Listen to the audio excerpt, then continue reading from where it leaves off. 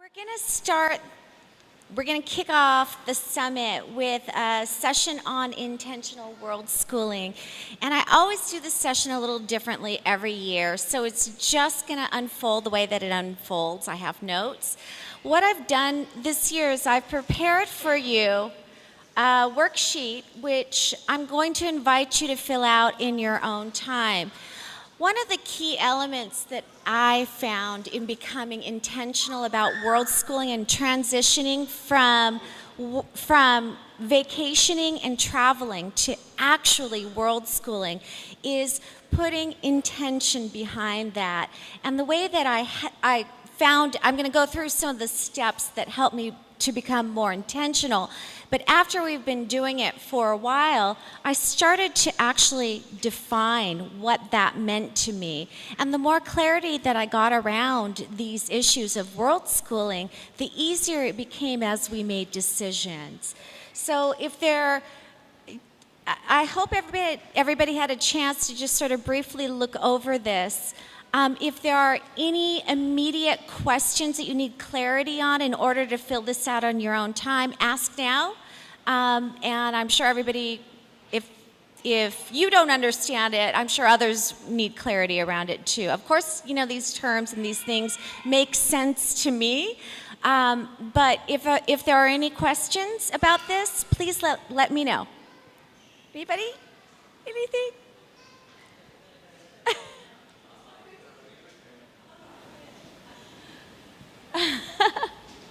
All right. Oh God, they're going to play apples to apples out there. Sounds like fun, huh? So, how many of you guys saw the TEDx talk that Miro and I gave? Did you guys see it? Yeah. One of the things that we spoke about in that talk was one of the key elements that has made our world schooling journey so absolutely magical. And the first one that we're going to talk about is the ability to say yes. So before I actually talk about that, I'm going to have you guys grab a partner. Grab a partner, maybe somebody sitting next to you, but not your spouse. Not your spouse. And if it's somebody new, that's cool too. So what I'd like for you to do is one of you will start. We don't have to do the coffee tea thing.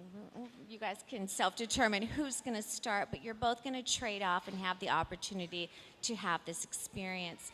So I want you to look at each other, your partner, and whoever's starting, kind of just raise your hand real fast. And if you are starting, I would like for you to look at your partner and say, "Would you like to join me for lunch?" And if you, okay, and just if you, no, don't respond. Don't respond. Just use your eye contact. And I want you to look directly in the eye of that person and say, "No."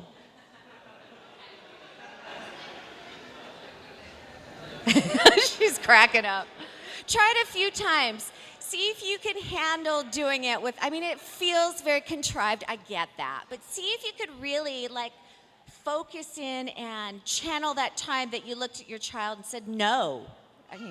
I know we've all got it. So, would you like to go to lunch? No. Lots of laughter. It feels silly, doesn't it? And then once you've asked, switch roles, and you'll ask if you were saying no, you're going to ask your partner opposite. So just switch roles. And be stern with your no. No. No. No.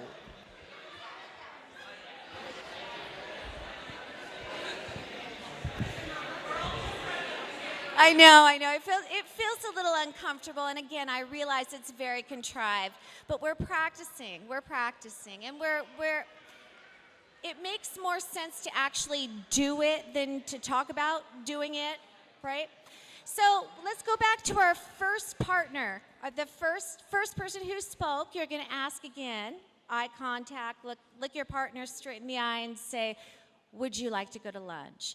And if you are responding, you're going to say, yes, but. Okay? Yes, but. Got it? Go. And you could finish the sentence if you like. Yes, but it has to be a place of my choosing. Yes, but it has to be when I'm ready. Yes, but it has to be there. And when you're done, switch roles.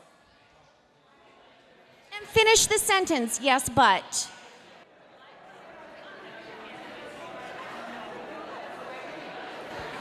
And everybody had a chance to do that? Okay. So we're going to do it for the final time. And what do you think you're going to say? Wait, that's not all of it. Yes, but. You're actually, if you're responding, you're going to say yes, and. Okay, so it creates a different opening. There's a different shift of energy there. It's not just yes, it's yes, and. And if you need to finish the sentence, or if you feel compelled as the first person who's asking the question, respond and see where that goes. So go.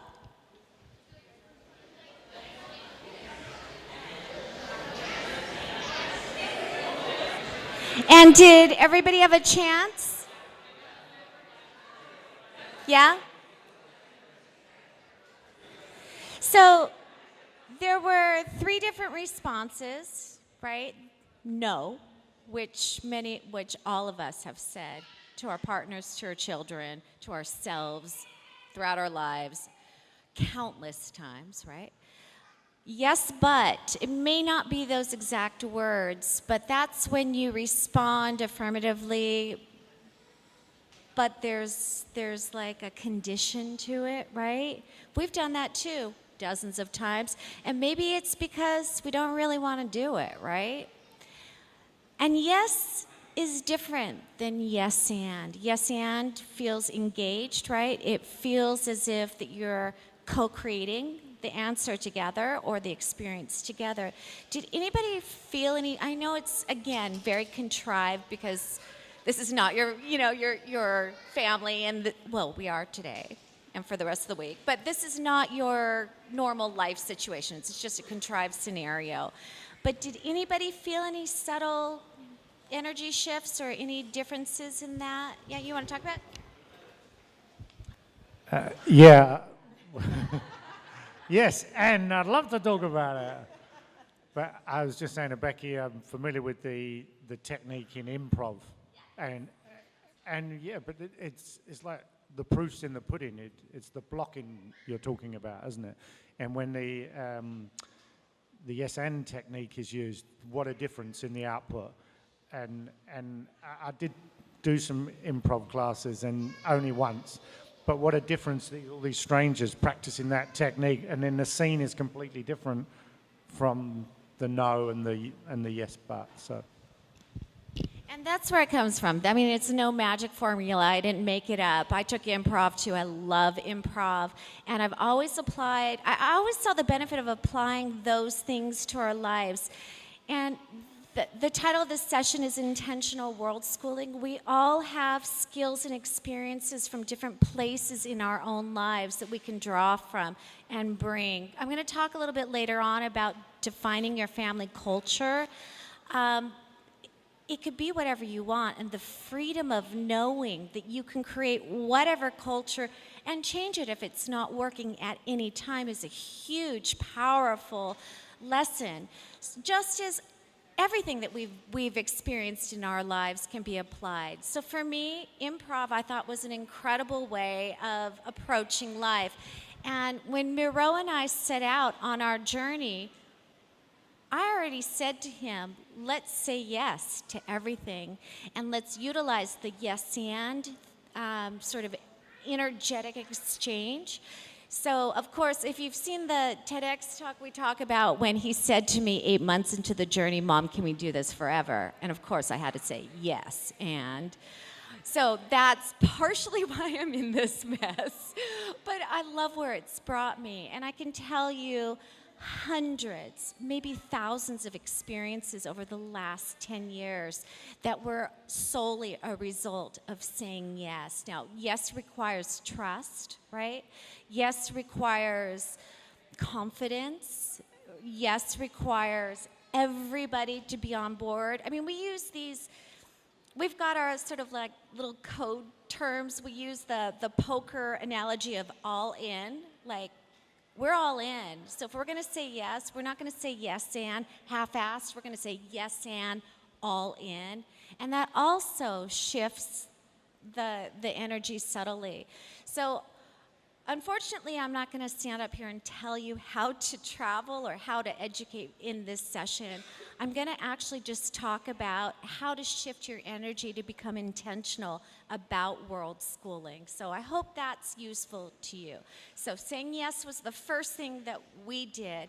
And yeah, so any questions about that, or any comments or any thoughts or any feelings about yes before we move on? Yes? Can I invite you all to say yes and this week, the whole week? Can I invite you all to say yes and the week after? All right, maybe the week after that? All right, so we've got a commitment for the next 3 weeks to say yes, yes and to yourself, yes and to your family, and yes and to the life experiences that are presented to you. Has anybody ever practiced? Uh-oh, what? So at a higher level, I get the concept of yes and. I'm also conscious of you can say yes to too much and dilute things. And was there ever a time when you'd said yes to too many things? And so that's a really good question. Along with these like individual strategies that I'm pulling out, we also created our family culture, and we define between, I mean, it's easy with 2 people, a little more difficult the more people you add. I will totally honor that. But we defined what our time needed to be like in order for both of us to have our needs met, which meant unschooling mom, radical unschooling kid. And now I'm going to touch on something that you guys are going to go, what? My son loved video games when he was 10, 11, 12, 13, 14. And our family culture was defined by him getting his needs met, meaning that he needed to have X amount of time to play video games. Alongside of that, I needed X amount of time to go see archaeological sites because I was crazy about it. So in order to look at the big picture of our time, we said that here's our needs, here's our family culture, we're going to do this. If yes and means we can do it and it works hand in hand with those other things that we've already helped in define and co-create together, then yes. Maybe it's yes and we're going to put that on our list that we're going to get to. It doesn't necessarily mean an immediate.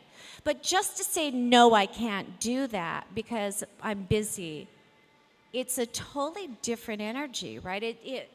It stops the possibility of time being freed up. It stops whatever exchange could have happened.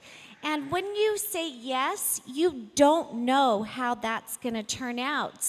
I mean, you really don't. So something from that could happen. So say yes, but it doesn't have to be an immediate action. And with all the other things sort of tied to it, like family culture and everybody's needs being met, then you know how to schedule, so it doesn't become a scheduling problem. Yeah, good question. Thank you. Anybody else? Yeah. Okay. So.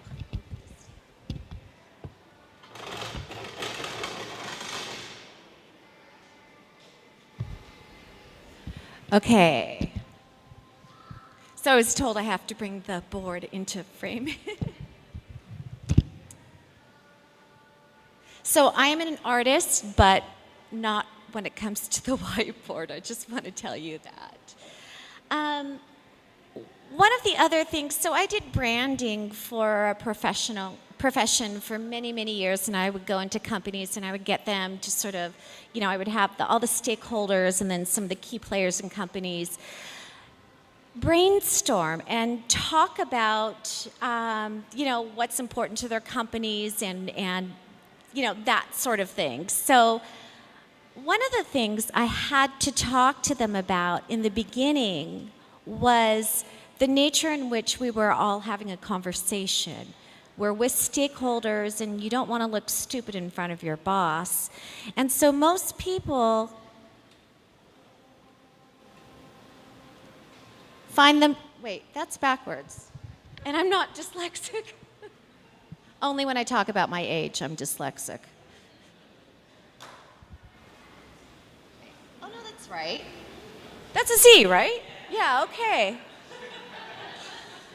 All right, so this is going to stand for your comfort zone, right? Most people find that it's easy, especially in professional situations, to stay here inside the comfort zone.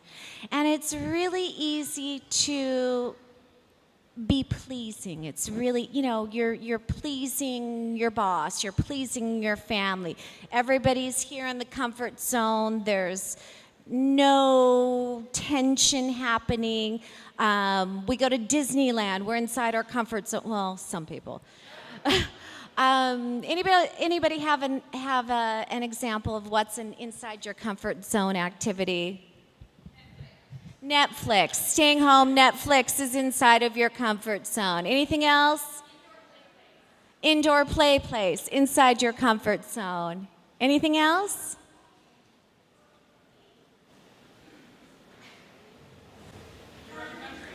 Your own country, inside your comfort zone. And what happens here? Are we growing?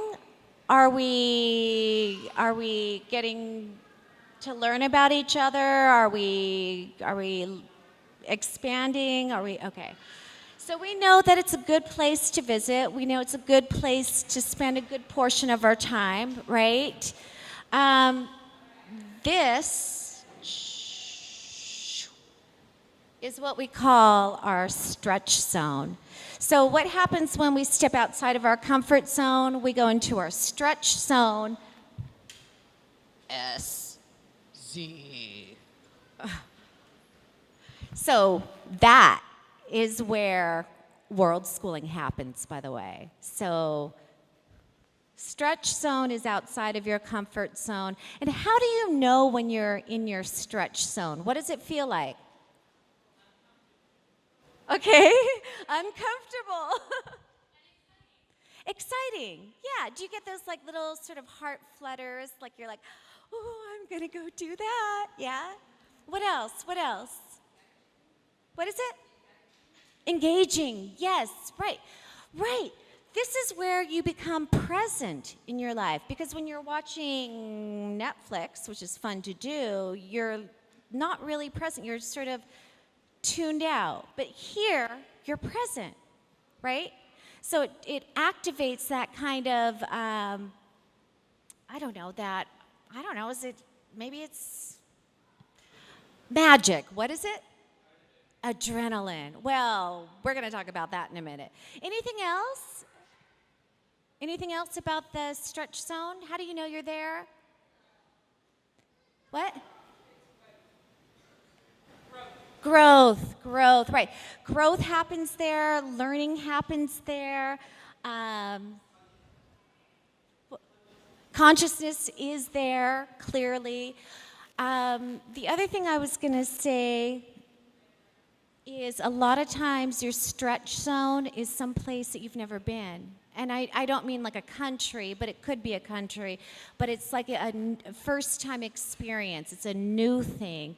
And I would say the thing that's kept me traveling for 10 years is that it's the only way that I have found that I have become present in my own life. Traveling does that, and I think if you can find out how to be present in your own life, in your stretch zone, so you're intentional, you're growing, you're learning, and you're not traveling, do it, bottle it, package it, sell it, because I don't know how to do it. For me, travel's the only way that I can be there. Yeah? Yeah, cool. Anything else about stretch zone? You guys? Any other thoughts? Lot of questions, right? It's the unknown, right? It's not knowing. It's not being comfortable, because when you know, you can suss out your entire surroundings when you're sitting in your living room watching Netflix. There's nothing that you don't know other than perhaps the movie that's on. So it's the unknown is here. And then there's this place here.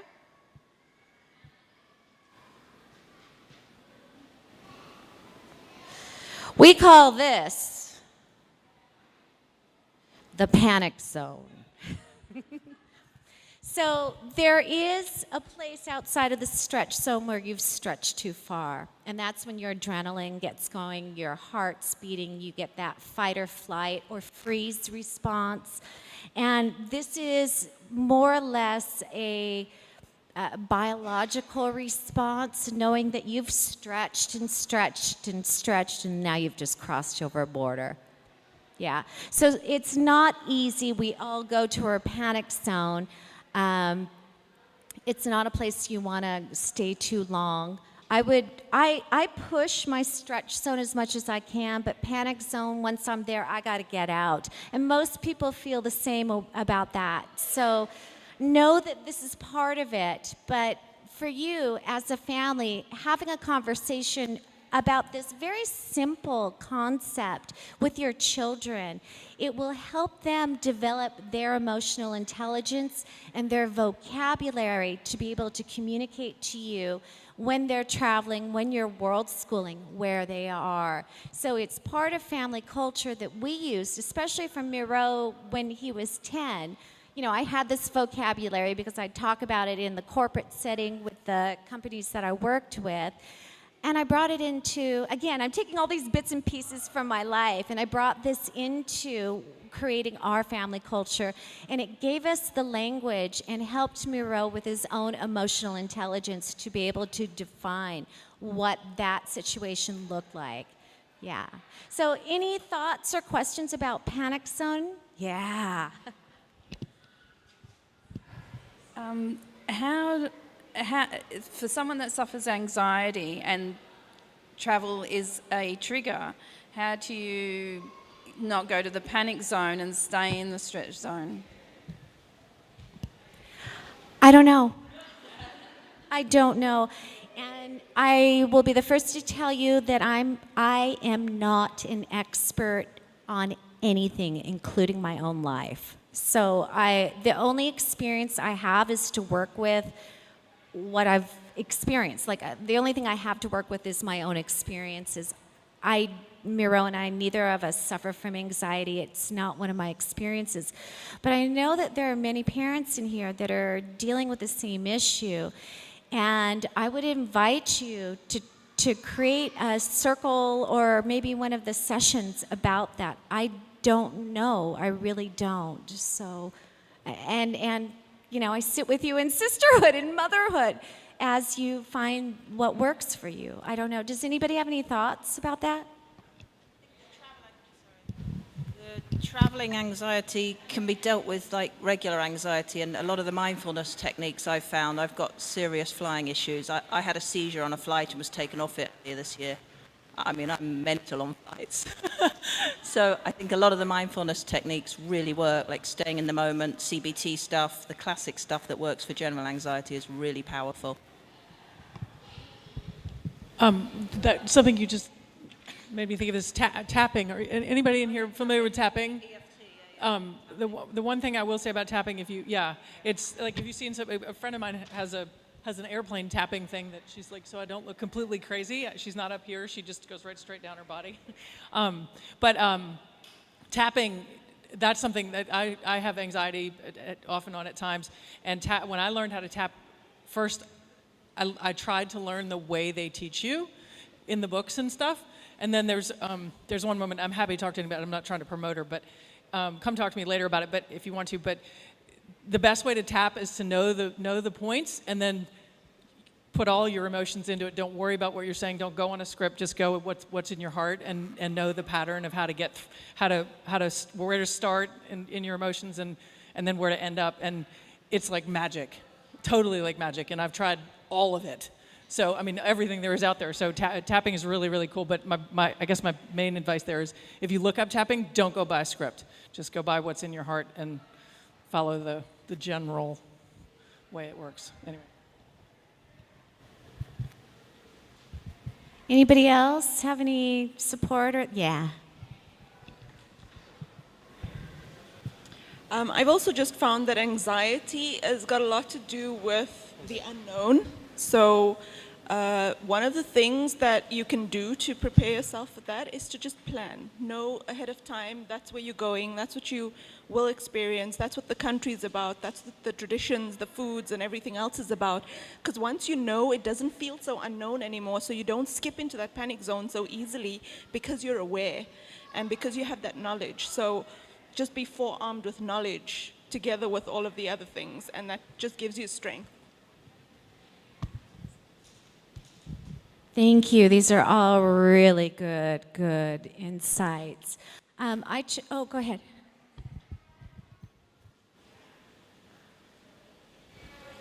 Thank you. Something that just triggered my brain, hearing all this, the safe zone the stretch zone and comfort zone and panic zone. I'm not sure if any of you are familiar with the zones of regulation. It's a technique that's used for kids mostly, but it applies to adults as well, and it just helps you, it's colors, and it helps you understand the emotions that are attached to different colors. So it's just very easy vocabulary for kids to use to express what color they're feeling at that moment. So whether they're happy or angry or frustrated or tired or whatever emotions or feelings they have at that moment, the zones just kind of help with colors. It's an easy way, especially for younger kids, to associate that. That's awesome. That's an official, study or methodology. Can you post something about that in the Facebook group?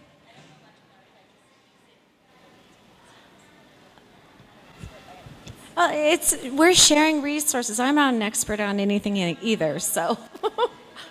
Okay. Yeah, anybody else? Well, I'm back here. I'm looking at you. No. Okay. Anybody else? No? Okay. Oh, sorry.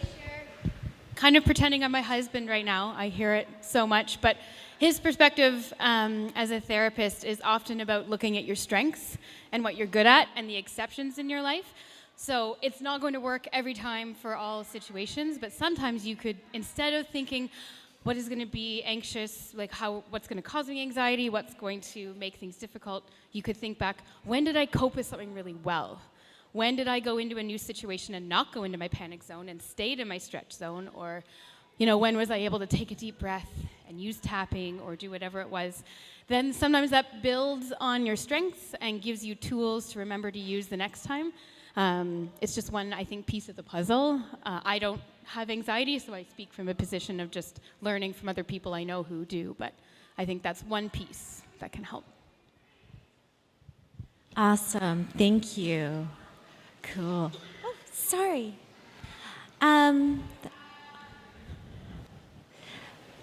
Any other thoughts about this before we move on? Yeah, I'm just going to look at the time.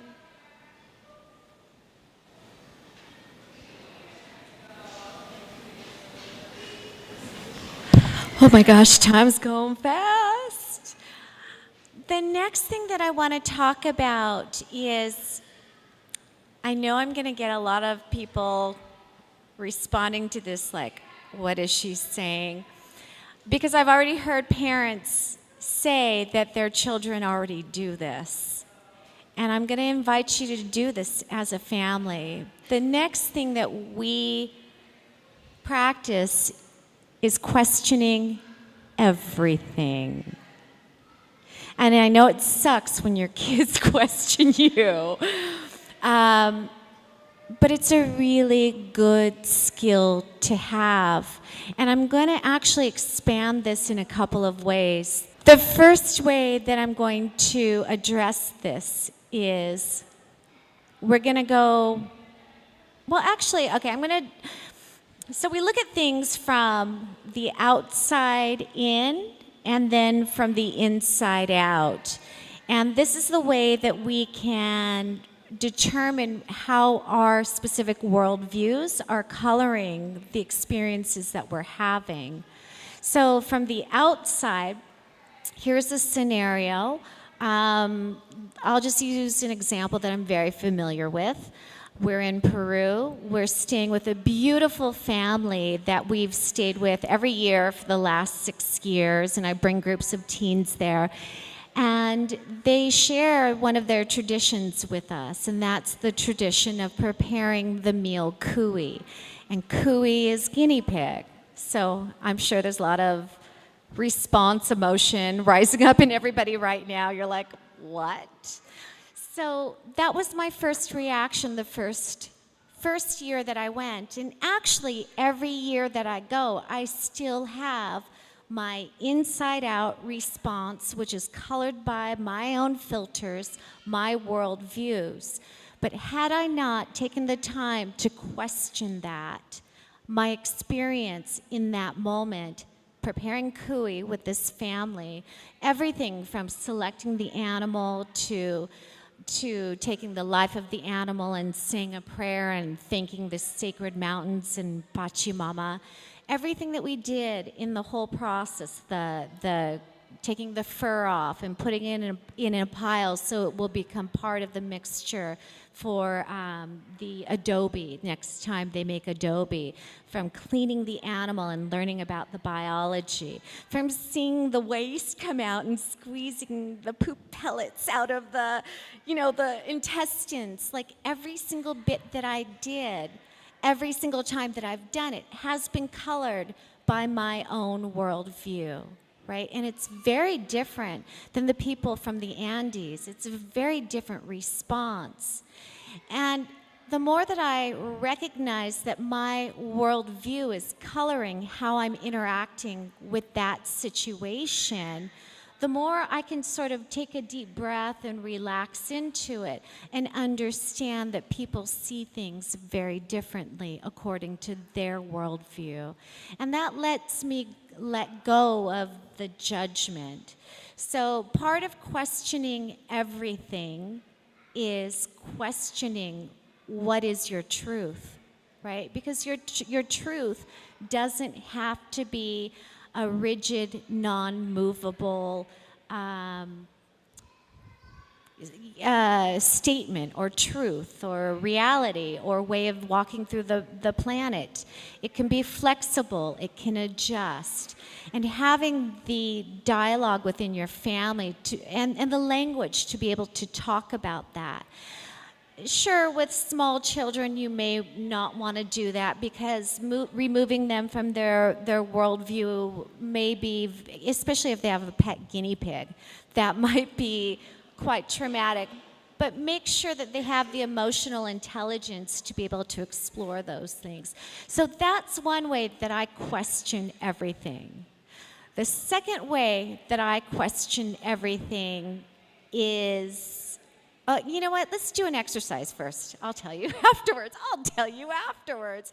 So find a partner, everybody, and find a different partner, somebody that you haven't worked with.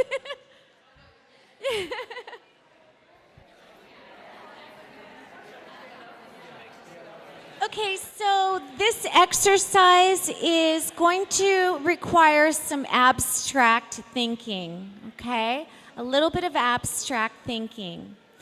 And the word that I'm going to use for this exercise is the word rules, right? There are things in our life that we just accept as a rule and we don't question it. And together, I'd like the two of you to brainstorm what those rules are. And I'll tell you the first rule that I never challenged before I started this journey was about education. I had this reality, this belief that became truth, that it was somebody's job to educate my child because I wasn't qualified. That was my rule that I overcame through the last 10 years. So that's a rule that I didn't challenge. So take that as an example. Actually, I'm challenging it. I challenge it every day now. But let's take that as an example as unchallenged rules. Start thinking abstractly. And together with your partner, write down as many of those rules that are a part of your life right now. So again, mine was education is something that somebody else gives to my child. Another one might be, I need to put money away for retirement or else I'll die destitute in the street. Well,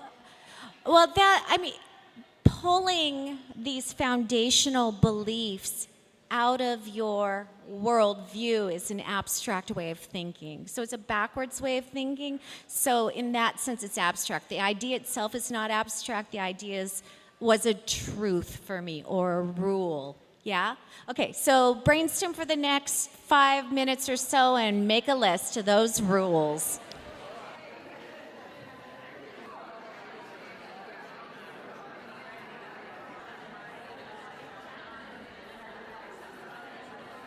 And slowly come to a close with your conversation.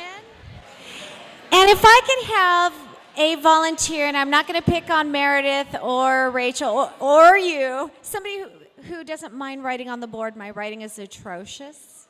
Anybody? Anybody? Anybody?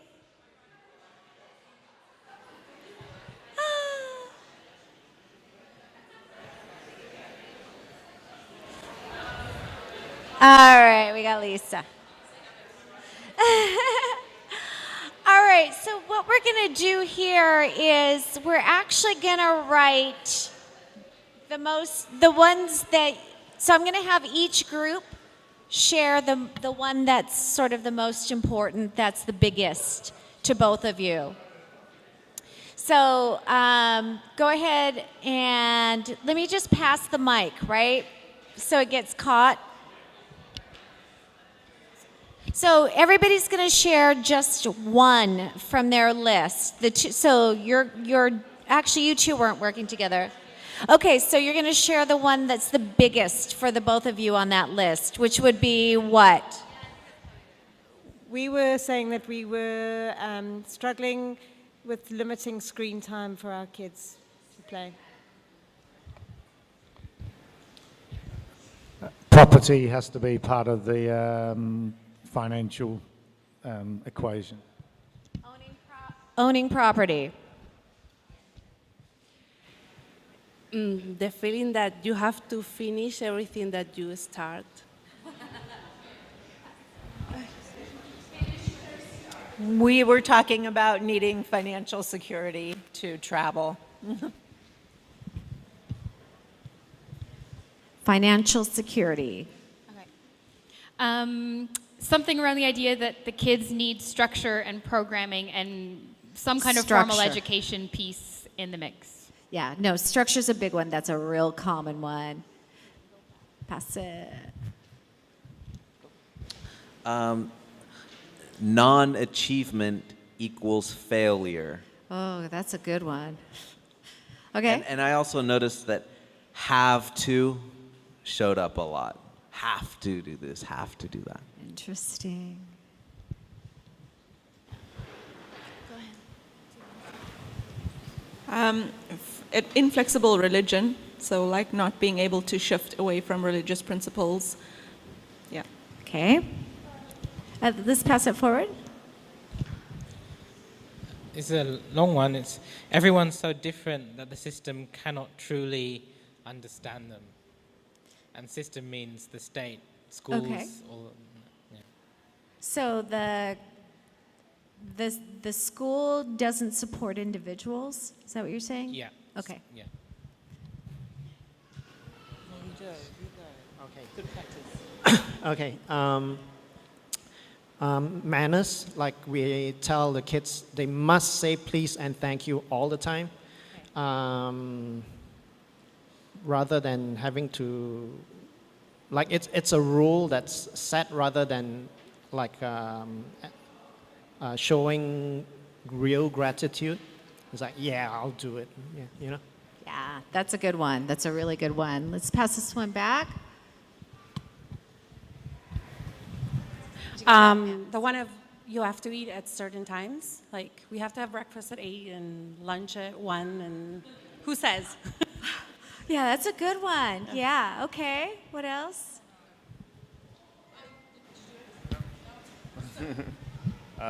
Safety first. Oh, safety. That's a good rule.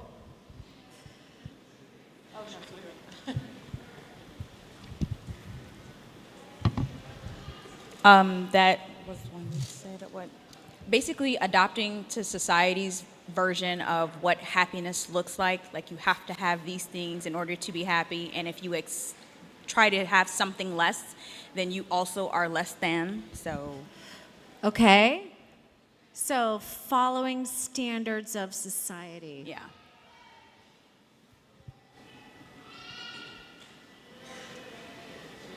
Okay. Having a permanent home base. Of course. This is a big one for our community, huh? Having to be organized and have the kids know where they're going to go, what they're going to eat, because they're picky eaters. Organize the home Having must to be organized. Okay. So the kids know what they're doing every day, sort of thing. like schedule or Yeah. physical space. Physical space as well as picky eaters, and try and make sure that they are not hungry Okay. or. things like that. So would it be fair to say life must be organized? Yeah. Yeah. Okay. So we found that many rules we've inherited from our parents and their worldviews. One of those is you must have a proper job. Oh yeah, big one. Must have proper job.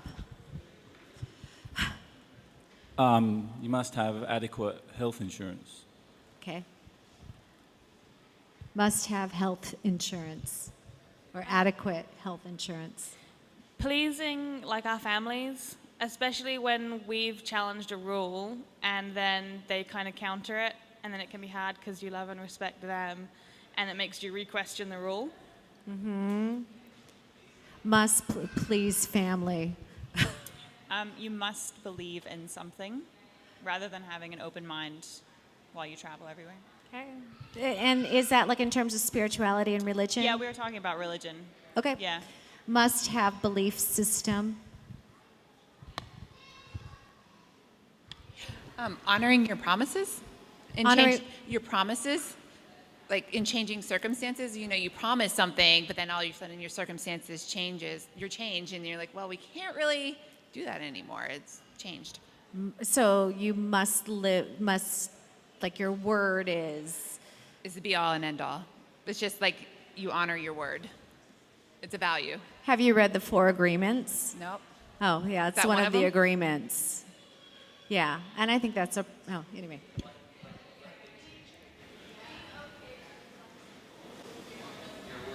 Yeah. Well, we're going to talk about that. We're going to talk about how we can turn these things around, but okay. Any other is there any other group that didn't share?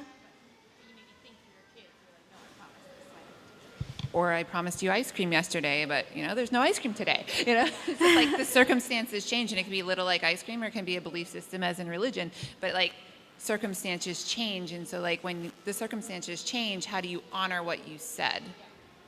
Because one of the things to build trust is honoring what you say, and so if you're not honoring what you're saying in given circumstances, that takes away from the trust in your relationships.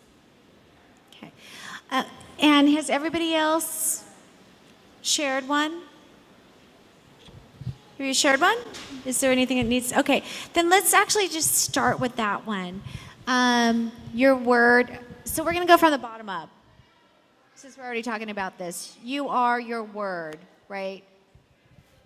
You are your word. And that's a belief that if you say you're going to do something, then do it, right? Right? That's a belief. Right? Is that true, though? Is that necessarily a truth? Or is that a belief? It is a belief. Okay. And it's okay when what the purpose of this exercise is going to be is to determine what's a truth, what's a belief, and what we have the flexibility to discard or change. Oh, okay. I was like, hi. Hi. No, that's fine. That's fine. You 2 feet rule. Like I mentioned, one of the 4 agreements is be true to your word. You speak your truth, be true to your word. And in many respects, that's a beautiful rule to live by. But as we wrote here, flexibility and trust. I mean, I think flexibility to not be true to your word is against this rule, right? So if you're not being true to, if you say, I'm going to be there at 2, and you come at 3, do you trust that person? Okay, so for you, it's contingent upon the quantity of experiences, yeah. But this is the rule that you live by, right? What would your life be if you chose not to live by this rule? I feel like I wouldn't be trustworthy. All right, so those of you that know Byron Katie's work, this is kind of like a hybrid of that. I would ask you, is that true? Okay, so we all have beliefs as our foundation, right? Because we need to figure out how we're going to step through the world and what the world means to us, and we do that based on our belief systems. But what I'm trying to help everybody recognize is we can change those, right? That's really, this is about that flexibility. This is about having, about having the ability to take power over your own life. This one is probably one of the most sort of conceptual ones, the one that you're talking about, and I think it was a really good one to start with. Let's talk about screen time becomes addictive. That's huge in our community, right? We're traveling, we've got children. Some of us are unschoolers, some of us are radical unschoolers, some of us are conventional schoolers, some of us have beliefs that screen time either means addiction or not. I mean, we're all entitled to our own styles, right, of raising our children and determining how we want to parent. But do we know for a fact that this is a truth?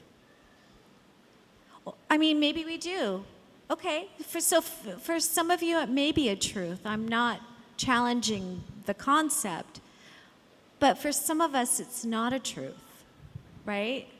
So if we recognize that there's flexibility in this rule, that we can change the way that we interact with this rule, it softens our connection with our family and our children, and ultimately our world schooling experience. We can create rules, as many as we want, right? Do you like having rules put over you? Alice says no. Okay, so the thing that's the most interesting is the rules that are determined by society, which are really beliefs that we take as rules. So let's go to one of those. You need financial security. And I'm sure there's ... We can all fill it in. We all agree that we need financial security in order to world school, live, travel, not have stress. Like, we can all fill in the blank, right? Is it a rule or is it a preference? I mean, it would be great if we all had financial security, but is it a rule? Can you still be happy without financial security? Can you still world school without financial security? So the fact that you're accepting this rule in your life as a truth may filter the way that you walk through this planet. You guys see what I'm getting at? Yeah. Any other ones that you want to address to start off? Yeah. I just want to, the screen time one, I don't mean to go backwards, but it's not necessarily the rule, but what it represents. So staring at a screen may not be addictive, but it's what happens on that, and it's about control of the thing in that, with regards to sort of addiction, cyberbullying, exposure to the wrong things, which undo what you stand for as a family and what you're trying to achieve.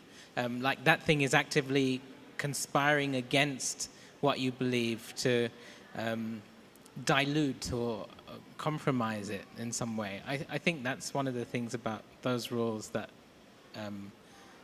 is troubling me.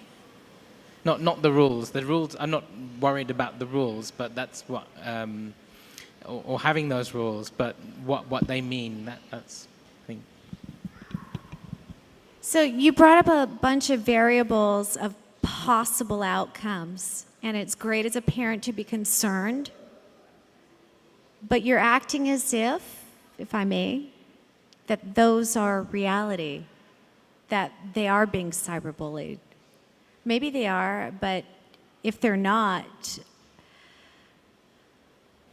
obviously we want to take safety and precautions as a family, clearly, but to act as if that the world is not a safe place really colors the way that we interact in the world, and we're talking about a macrocosm here. So if I believe that there is violence in the world and that there's dangers every step that I take, that belief, that rule, that reality is going to color how I interact in the world. It's okay to be cautious, but it's not okay in my mind to shut down and stop living. So that's the big sort of picture. The macrocosm would be, okay, maybe there are cyberbullies, and maybe there are exposure to principles or ideas in games that don't agree with your family's values or your family's cultures. Then manage the realm of games. Don't throw the baby out with the bathwater. Just manage the games that worthy of your family's culture, that match your value system. Manage it in a way that works for your family. But I wouldn't just discard the whole idea of video games because some aspects of it don't agree with your family's culture or your family values. Does that make sense? Yeah. And this is one of those like totally controversial topics. I know that. I know it. I did a podcast it was like a 2-hour podcast with a panel of parents and teens that played video games and Dr. Peter Gray, who is an evolutionary psychologist. And we talked about all of these things. We talked about video games, and we sort of unpacked the big picture. And the PhD, the doctor, said that he's written papers and done studies that there is no such thing as video game addiction. The brain doesn't react in the manner in which somebody's addicted to drugs, and that's the classic definition. But there are problems in video games with time management, and then that can become a family managing issue based on your family culture. So reframing it would be one way, but the belief that video games and screen time is addictive doesn't let you reframe it because you've made it into a rule or a truth. Yeah, does that make sense? Yeah. I was just thinking, one of the issues with these set of rules and any rules that any of us have is I feel like it can give people a justification for judging others. So take the screen time one as a great example of, if you have that belief that they're addictive, then even within our own lovely community, it can cloud your judgment of other parents. Oh, well, they're letting their kid watch TV, so I'm going to take my kids away from that kid. And I think that that's something that can be really sad about the rules, is the justification to judge others from your beliefs. Yeah, that's powerful. Yeah, I agree. Yeah. It's a really good exercise. I would say that every rule here can be defined however you want, and it could be challenged and reframed however you want. The thing that you need to know when we're done with this session is you have the power to do that. And in response to what Louisa said, we're all works in progress, and I go through filters where I notice I'm judging people. So I do it, we all do it, and as long as we can become aware and catch ourselves and then go back and say, oh yeah, I was being very judgmental in my thoughts. Maybe I shouldn't do that, or maybe it's something that triggered me. We're all works in progress, and I guess the other thing I would say is be kind to yourself, because we're all trying to figure this stuff out. So let me just see time-wise, how we doing? Yeah, let's just look at one more. Let's look at manners. This one to me is really interesting. This is a society almost mandated norm, right? Rules, norms, truths are things that we all want to live by. I would unpack this one a little bit more and ask yourself or ourselves, why are manners important? What do you get from it? How do you feel when other people are looking at your family culture when you are using manners? How do you feel when other people are looking at your family culture when you're not using manners? So this is about our own perception and what we think we should be doing in relation to what society says we're doing. And it's not easy not to care, right? Because we care what people think about us, right? That's why I put makeup on. That's, that's why I choose the clothes I do. And we all do that. Either it's from an external perspective or even an internal perspective. We care what people think. So that would be another element. And all this stuff is conversations for your family. You can talk, we're running out of time. We didn't have time to talk about the outside in addition, the outside in application of defining your own rules. This is really, the inside out. This is really outside in stuff. These are the external rules that we live by and guide our internal actions by. But these are conversations to have with your family, especially while you're traveling. You could bring this into the context of world schooling. What about going to a country where burping loudly after a meal is perceived as being polite, where in your own culture it may not be perceived as being polite? So you've got to flip the idea of the rule on its head. So you've got lots you can talk about. You've just got to create the dialogue within your own family culture to be able to go there. So that's it for now. We ran out of time, really. Does anybody have any quick questions or anything that they want to talk about? Was this useful in any way? Yeah. Oh, good. Thank you. And also, I'm going to invite everybody this week and this week only to live as if none of these rules exist and see how your week feels. Right? This week and this week only, we are living rule-free. Thank you, everybody.